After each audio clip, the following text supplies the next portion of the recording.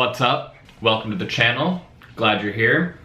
As any photographer who wants to do a YouTube channel, everyone kind of has to have a what's in your bag kind of thing. I'm about to go on a road trip with my family and I'm getting ready to pack everything up, and I figured why not make a what's in my camera bag while I load my camera bag. Let's start with the bag. The bag is a Lowepro 350 ProTactic all-weather bag.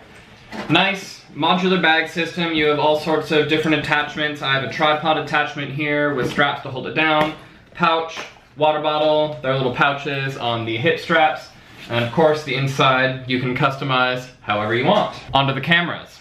For the cameras, digital cameras that I'm bringing, I am currently filming on my Canon G7X.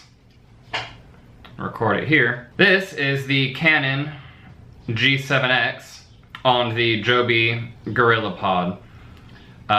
Great vlogging camera. It shoots great quality video in a small package. And then this is the LG V20. It's got a great camera on it. Good quality stuff out of a cell phone. And then the workhorse is the Canon 5D Mark III. I've got the 24-70 L series 2.8 lens on it. Super sharp, great. It's the workhorse camera. Now, onto the film cameras, the fun stuff. My first film camera that I got is the Canon AE1 program. It's an SLR 35mm film camera. It's got the 50mm 1.8 lens on it. This is Canon's most popular SLR. They sold thousands and thousands and thousands of these. Next up is the Canon Canonet QL17G3. It's a mouthful.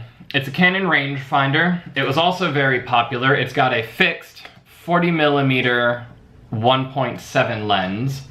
I've got film in here. Otherwise, I'd show you the QL, the quick loading. But with the quick loading, when you open this up, you insert your film, you pull your film across, and then there's this little flap that'll go down and hold it against the sprockets for you, so you just close the door and crank it and you're good to go. Next is my Nikon F with the light meter attachment instead of the prism. This was a gift from a close family friend of mine. He just saw it in a thrift store and they decided to mail it to me, so that was really nice of them. And it has the 35mm 2.8 lens in this one.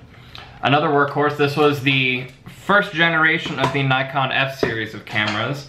I know this particular model is from 1969. This was basically what paved the way for all SLR cameras.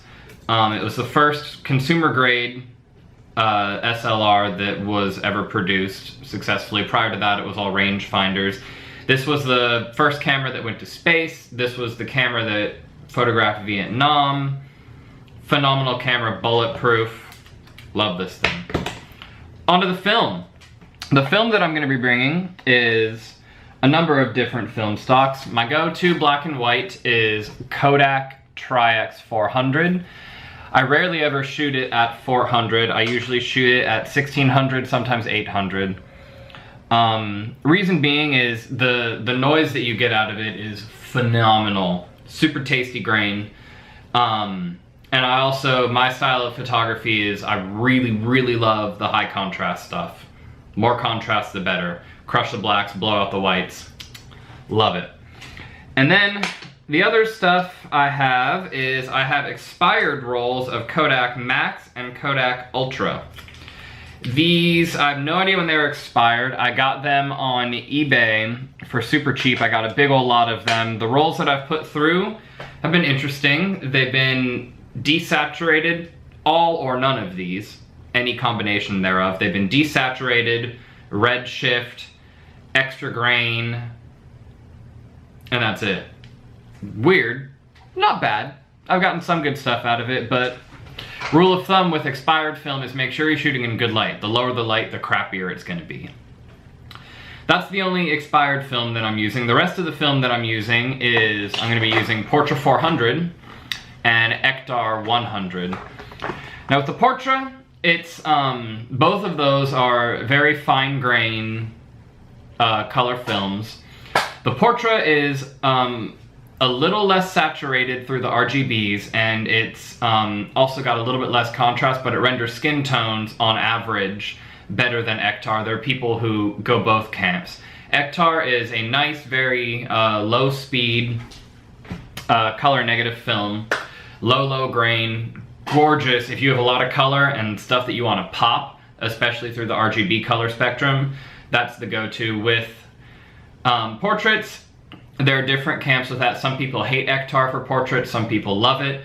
The lighter color skin, the more difficult it is because it'll render a lot of reds in paler skin tone. The darker the skin tone gets, the better Ektar will render it. And yeah, those are the films that I'm going to be using. I am probably going to be shooting pushed Tri-X in the Canon AE1, Portra in the Canonet, and Ektar 100 in the Nikon F.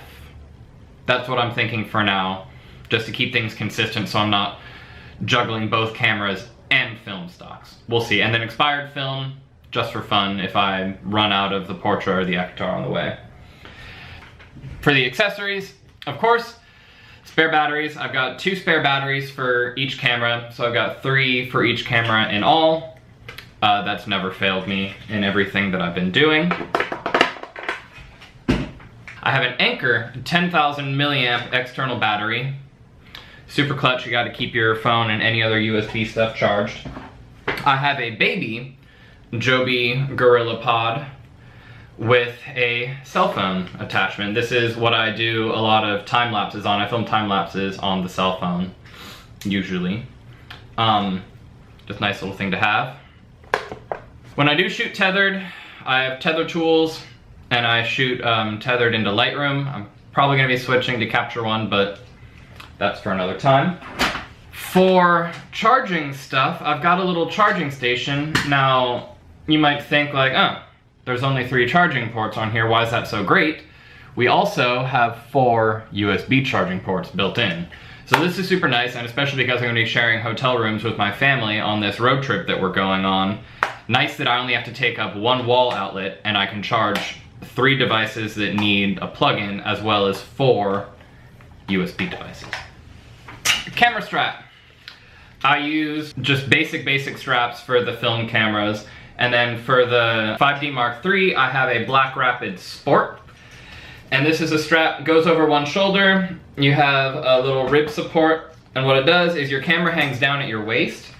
And then you have this little slider that attaches to the tripod mount on your camera.